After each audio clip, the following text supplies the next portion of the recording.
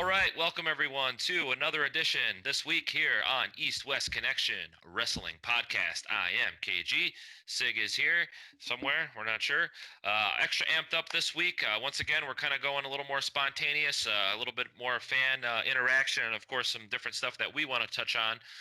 Last week we covered Lucha Underground, really awesome episode. If you guys didn't have a chance to check that out yet, be sure to do so. This week we get to talk about some of my favorite, one of my favorite things out there in the world, and that's music and its effect on wrestling and how it got started, and it's a connection that goes all the way back to 1985. Of course, Vince McMahon's great idea for Wrestlemania, but he had that great idea, but I think he was also thinking of music, and he always had some, profound love of music, and he wanted to make the rock and wrestling connection, like the East-West connection. He wanted to make the rock and wrestling connection. So we go back to 1985. We see Vince McMahon, of course, brought in Cindi Lauper to be involved. And of course, the following WrestleManias, we saw Alice Cooper, and for his national anthem, we've seen everyone from Ray Charles to Aretha Franklin to anybody, basically. And I imagine those talents were not cheap to bring in to perform. So he really went all out for WrestleMania. And as far as being a fan of music, I know yourself as well, Sig. Of course, I played music now for many years. We go back to 1985, the wrestling album, a couple of our early albums. If you would like to, there you go. I know you got them right there, vinyl, which is awesome. That is so cool. It's an awesome cover. It's fantastic. Yeah, what are some of your favorite tracks there on that album? There's a lot of good ones, I remember. Honestly, well, first of all, welcome to the program, Sig. Thanks for having me. Good to talk to you too. Sorry, I got extra amped up this week. I know. You're talking to yourself. This whole show, the KG show today, this week. No, that's all right though. Last week, the Lucha Underground episode, I was pretty animated, just like you are tonight. So no worries, just busting your chops. But no, the wrestling album, we'll get right into it tonight. Honestly, favorite tracks 1 through 10. The whole thing was awesome. For a nostalgia, goofy, vibe. Like I still actually listen to it. It's on my current playlists. Sometimes even at the gym, I'll listen to it. But no, it's some really good stuff on here. Some funny stuff. One of my favorite parts, before I even get to the actual musical aspect of it, is the in-between tracks. You have Vince McMahon, Mean Gene Okerlund, and Jesse the Body Ventura. They'll review the last song and they'll set up the next track. Just some really, really funny stuff, and just the nostalgia factor brings me back to a kid, being that little child every time. It was out the year or two when I first started being a fan of WWF and all these guys, Hogan and everything. So it holds a sentimental value for me for sure. But it still holds up if you're interested in like goofy, old school stuff. But you got Hillbilly Jim, you got Nikolai Volkov, a lot of good stuff. Roddy Piper. Yeah, Roddy Piper, man, for everybody. That's if I had to pick one, it would probably be that one. Or Land of a Thousand Dances. That's the entire ensemble cast of the WWF. Probably the first time heels and baby faces were on screen together in a non-wrestling aspect, which actually was breaking kayfabe before they really broke kayfabe. But to have the heels and the baby faces on the same stage, cooperating to do a music video although at the end. Yeah, well, until the end, right. Then chaos broke out. Yeah, chaos, absolute chaos, thanks to Roddy Piper. But no, it's a fun stuff. There's a music video for Land of a Thousand Dances. Check that out on YouTube. The rest of the album, though, it's also very readily available there. But you can check that out on YouTube and anywhere else you find your music. Apparently, but no, that was a very fun album. That was 1985. We didn't hear much until the next one, Piledriver. But like you were starting to say, with the rock and wrestling connection and Vince McMahon's idea of this really helped bring pro wrestling to a mainstream audience. Before this era was going on, pro wrestling was very hillbilly, not hillbilly Jim, but very hillbilly backwoodsy. You got your old fat guy in tights versus your other old fat guy in tights. The idea was to bring it mainstream, to bring new fans in, to bring people in. That's where you found your Cindi Laupers, your Alice Coopers. Who knows if it really worked the way he wanted it to, but it became a mainstream. I think it did. Yeah, for sure. It's questionable. Plus, he was rolling with MTV as well. MTV had just started, so. Sure. But Cindi Lauper, they threw her into a main angle. She was part of, she was against Roddy Piper. She was with Captain Lou Albano. So at the time, it was good stuff. It was big. It was a big angle, and they kept it rolling. and it did. It became something. These were actually some of the first theme songs. Wrestlers didn't have theme music. A lot of times before this era, dudes were just coming out to no music. They'd get introduced, and that would be the pop, and that was it. That's Yeah. changed exponentially. Now you hear that initial riff or that initial beat of a song, and that's what gets the pop. But this was the start of that, and then we saw after that, a couple years later, 1987, we'd see Piledriver, Wrestling Album Oh 2. yeah. The follow up to that, another couple great tunes off this. We had Coco Beware singing Piledriver. The album, the name came off the album. Had Stand Back by Vince McMahon, another classic. That's a fun video on YouTube as well. But speaking of Piledriver, real quick, just want to quote the great Coco Beware real quick. It sounds like a fight. It sounds like an argument. It sounds just like a pile driver. Now that describes love. We've all had some bad relationships. So Coco, thank you for your poetic words, your prophetic lyrics, sir. Great stuff. But Pile Driver is very fun too. Girls in Cars, Strike Force theme, a lot of good stuff there. But that's just where we start. So where did we go from there, my man? Well, I believe Coco Beware had some kind of musical background as well, and we mentioned Jimmy Hart also was on both of those first albums that were put out. So Jimmy Hart had a good musical background. Of course, the Honky Tonk Man was featured on that album. I don't know if he actually had a real musical background, but that was part of his gimmick. So that was who he was. Me and Gene Orkelin, I felt like he could hold a note. He could sing pretty well. He was pretty. Might have had some musical training as well. But as we moved out of the 80s, there was a little bit of a period where we didn't see too much of the musical stuff being put out, like 85, 87. They were rolling with some momentum. Like you said, the Rock and Wrestling Connection, MTV had started. So this will bring us to 1993, where we have Wrestlemania, the album. Kind of a weird album, still in the real goofy stage. And it was almost like it featured like Big Boss Man, Macho Man, Bret Hart, and The Undertaker, which was weird. Yeah. And they'd basically be cutting a promo and just have like a beat and music behind it and kind of just like loop whatever they said at the end of the promo. Macho Man, you could see some of his rapping skills come to life here back in 93, but it was kind of a goofball album. Is that how you felt as well? Absolutely. This was classic 1990s era, like that 8-bit sound, that Casio keyboard, bum bum bum bum bum bum, bum, like a Sonic the Hedgehog theme song. Like imagine that music behind the bed of promo. Like you said, there wasn't really much like rapping. It was just like a promo, and then like you said, they'd repeat the beat at the end. So it was very goofy, like you said, absolutely. But again, though, for nostalgia's sake, you go back and you listen to some of them. Tatanka Buffalo, we listen to that on road trips all the time. It's good stuff. If you go into it expecting it to be goofy as hell, it could be fun. But on a musical scale of 1 to 10, maybe not so much. Well, to quote the late great Macho Man Randy Savage, "I am who I am, and I am the Macho Man." Right. So some great stuff in there from Macho as he's soaring with the Eagles and slithering with the Snakes. But let's move on here and get out of the 90s, still in the goofy stage. So you talked about the themes, but still the themes were not. It just had kind of started to get popular with the themes of the early 90s. Especially I remember going to house shows back in the day when I was real little. They didn't play music at house shows, maybe one or two guys, if that, but certainly not everyone did not have themes. And even still into the 90s, we saw that. But now it started getting very popular on the 90s. And somebody who wrote probably the most themes of anyone that had to do with wrestling, besides maybe Jimmy Hart, would be Jim Johnston. Jim Johnston is like the most famous musical producer. He would do all the tracks, all the instruments for all the albums. We saw in 1995 we saw Full Metal, which was their first like full theme record, full themed album, and then we went from volume 2 to volume 3 to whatever volume we went through. So we saw that as we move into the Attitude Era now. As we've covered a lot on this program, we go into ECW. WCW had put something out. First, I wanted to mention ECW. Like I said, ECW Extreme Music Volume 1. So this featured all their themes. However, it was slightly different.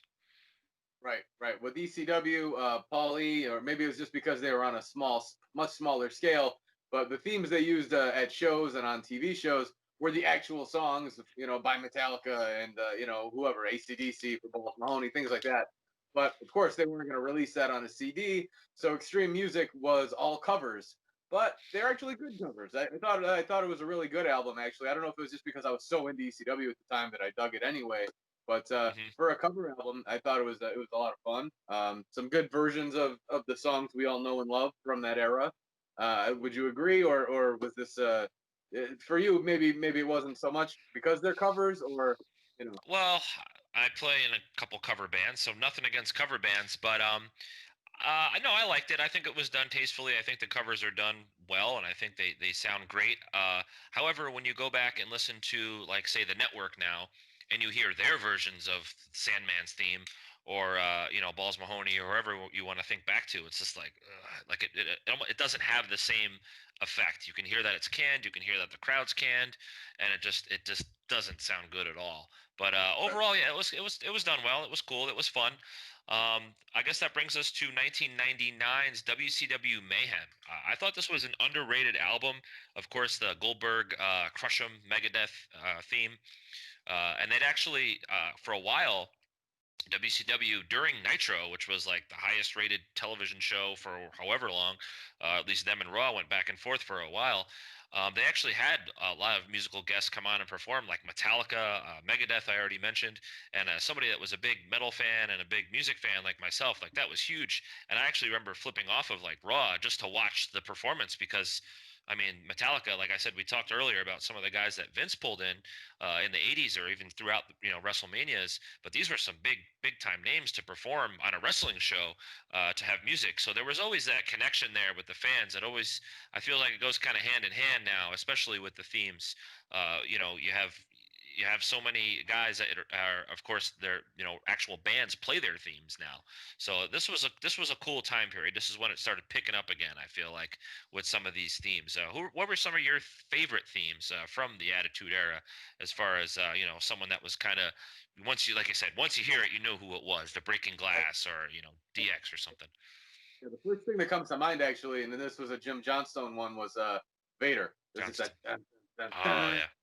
it just an immediate, and it fit him, Hmm. fit his walk. And actually, I remember, if you go back, I don't know where they're available now. I'm not sure if they're on the network yet, but the old show Confidential, it was like the first behind the Yes. scenes show that they did. They did one Hmm. specifically on him and what he put into making the themes. And he Yes. said it was very important to him to just like watch a wrestler and how they worked and how they walked. And he kind of tried to fit that beat to how they walked and how their mannerisms were. So for a guy like Vader, that theme was perfect. Just for instance, I thought he was a great example of that. But if you can, go out of your way. It might be a little harder to find than some of the other stuff we're talking about, but try to find that Confidential episode. I thought that was real good too. It really gives you a behind the scenes look. That was what the whole show was about, was behind the scenes stuff.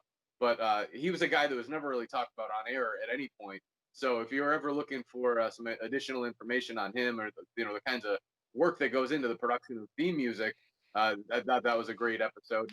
And also, we'd be remiss if we didn't give Jimmy Hart a little more than just the little bit of credit we did early on. He was big Hmm. on WCW and WWF's versions of theme songs up until the Jim Johnston era kind of took over. But Jimmy Hart stuff was a little bit funky here and there. It was much more rip-off-ish of Yeah. other themes and other real artists. But um, that was me getting off track there quick. But no, so go out of your way, try to find that Confidential episode. But I think, for example, Vader was probably my number one, where you hear that initial riff, that initial beat, and you go, oh shit, or oh here he comes, here's Vader. So Yeah, and that's actually, when we had our pre-production meeting too. I wanted to bring that up. Was when they went behind the scenes with Jim Johnson, and he talked about how the guys walked and how it matched. So like he actually put time into like the actual character to see like if it fit. He doesn't just throw spaghetti to the wall and see if it stuck, so to speak. He actually did his homework and made sure that, hey, this fits this guy's walk, this fits this guy's gimmick. You know what I mean? So he was really instrumental, and he was a big part of their themes, and so many classic ones that he did. As far as the Jimmy Hart stuff goes, like he definitely deserves a lot of credit, and I think he did TNA's music stuff for a while too. But he, some of the WCW stuff had me scratching my head because, okay, they're going to pay Metallica and Megadeth and all these other big bands. Did they have Kiss? I'm thinking of Kiss. I don't know if I'm just thinking of the Oh, Demon. it's I want to say they Demon. had Kiss. Yeah, Yeah, but and one, I want to say they performed and the Demon was like part of the performance or something. But anyway, these guys were the big acts that they're bringing in, so they're gonna do that, but they're gonna make Jimmy Hart do a ripoff of Nirvana for DDP or do Pearl Jam's Even Flow for I don't forget Jericho or Raven or whoever. But it was like and they were like so blatant that it was like this is definitely that theme. So it kind of left me head scratching a little bit, but. Like we mentioned, Jimmy had some kind of musical background, so it only made sense to use him in that role if he had some talent there, which clearly he did. before his wrestling career, he was actually in a like a not a boy band, but for like the '60s, like one of those Beatles type Yeah, boy bands. I think the Gentrys, I think if I have the name right, coming off my head. But he was like the fifth Beatle type of thing. He was actually a big deal in music for that era, and then right. he brought that experience into to the wrestling world. So Jimmy Hart, for even for all the ripoffs, we still have to give credit where credit's due. He played a Sure, big part in the music coming into wrestling. He played a big part in that. and don't forget about "Eat Your Heart Out," Rick Springfield.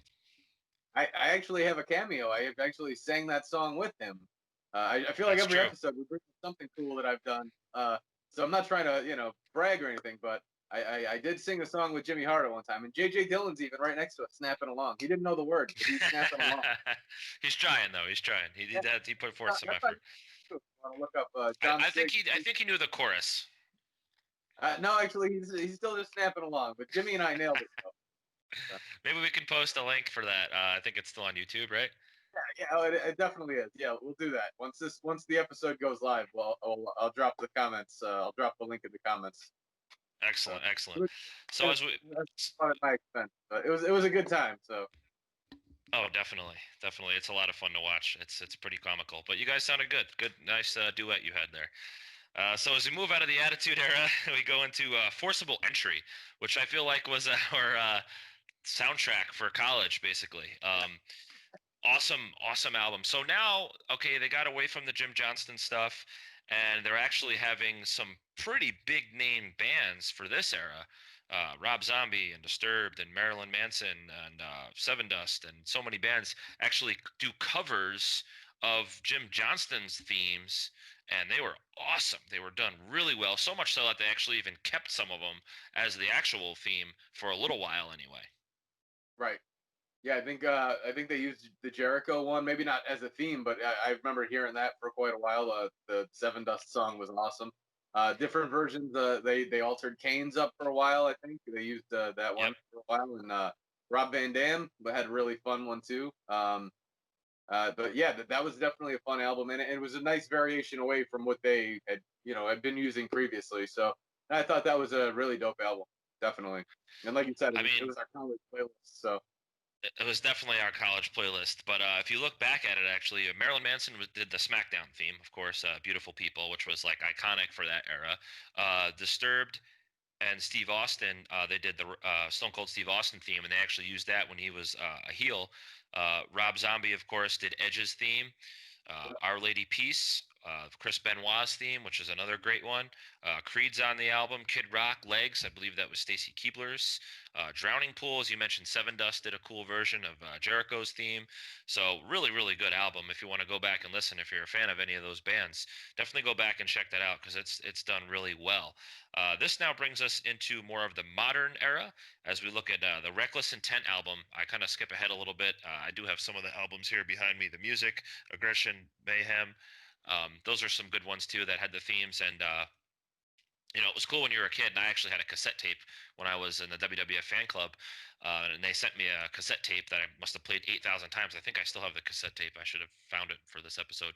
And it had like the Nasty Boys theme. So like when you're play wrestling with your friends downstairs, you could play the theme and come out from the behind the curtain and come out with the theme, and it was really really really awesome and a lot of fun to do. But like as we move out of that era, like I said, I'm looking at the Reckless Intent album now. I thought this one had a lot of good tracks on it. It had CM Punk's original theme, which I really liked, which was done by Killswitch Engage. POD did a version of Booyaka 619, Rey Mysterio's theme, and of course Motorhead, which I'll talk a little bit more about here in a bit, did the King of Kings song. I'm sorry. So yeah, do you remember any other tracks that were really good off that album? It was kind of more like a more of a modern take on the songs. I think RVD actually there was one of his on there too. Right. No, it was essentially like kind of like the sequel to Forcible Entry, I thought, but just a more modern take, like you said. Offhand, I think you nailed the ones that most people would remember, but I remember it being a fun album. Yeah, it was really well done. And I mentioned Motorhead, and I might as well jump right into that now, of course, because I got the Motorhead shirt. One of my favorite bands. Uh, did so many themes for Triple H, at least two or three. I know he did the King of Kings, which was Evolution's theme as well. Or no, he did Evolution. I'm sorry, he did Evolution, King of Kings, and Triple H's main theme. And it was amazing how you saw the songs evolve as well. Like with Triple H, like his whole entrance was based around the actual theme song of him, Yeah. spitting the water and the lights changing and all that other stuff. So like it was, it had evolved into this whole part of the gimmick, and part of the character was the entrance, and you look forward to the entrance almost more than the match sometimes, certain guys anyway. So Motorhead was huge. I actually had a chance the first time I saw Motorhead, which was this shirt here, in 2008. Um, all of a sudden the game dun dun comes on, and my buddy and I are standing there looking at each other, and we're like, what the hell is this? Triple H? Oh my god, it is Triple H. And Triple H came out on stage and actually introduced Motorhead. I think he said something along the lines, he's like, in the music business, there's legends and then there's icons, and he got the crowd all pumped up. Of course, he was like basically cutting a promo.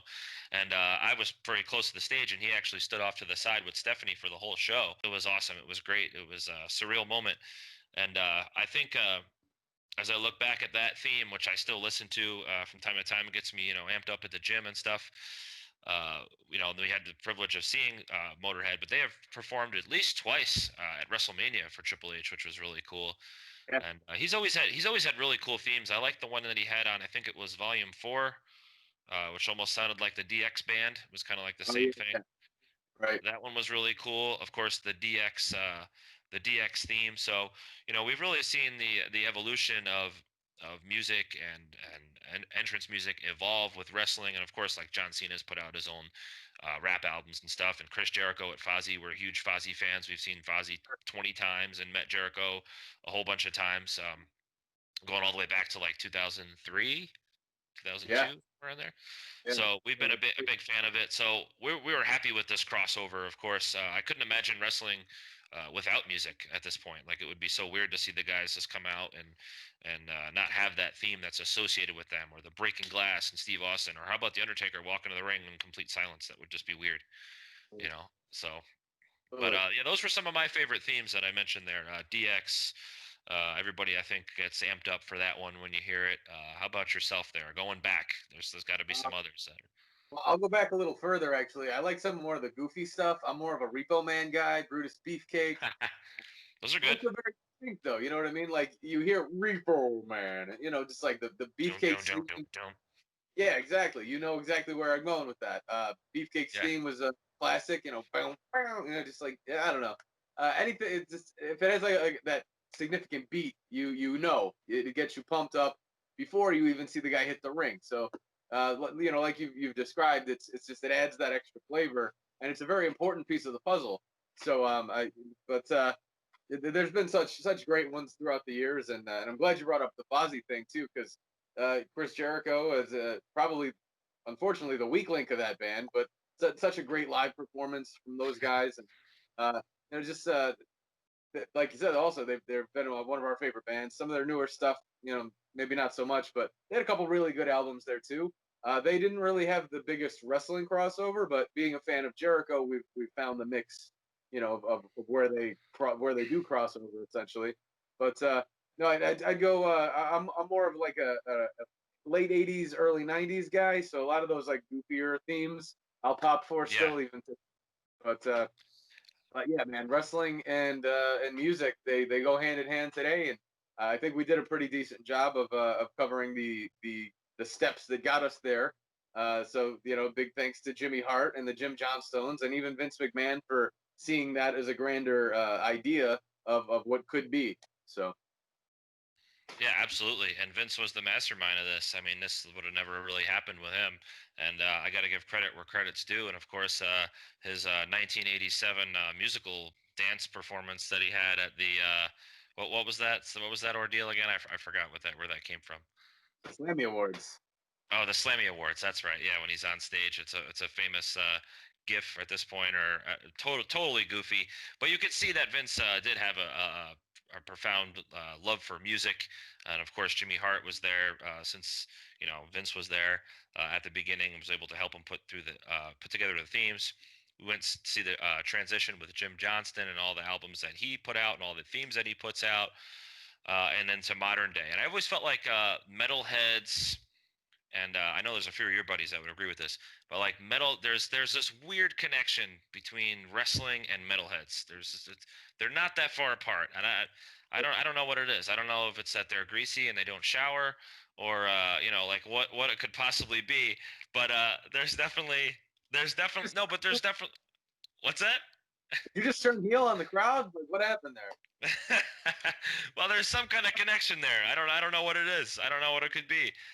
Tattoos and long hair. I don't know what it could be. There is some kind of connection there, and I've said that before with some of my other buddies. Like it's just so like Motorhead was a perfect fit for most music fans and most wrestling fans, because like they were a perfect band to fit.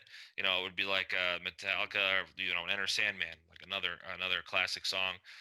Probably one of the best ECW or most memorable ECW ones. So as we kind of recap and go back through some other honorable mentions you talked about early on, I've always enjoyed Hogan's themes.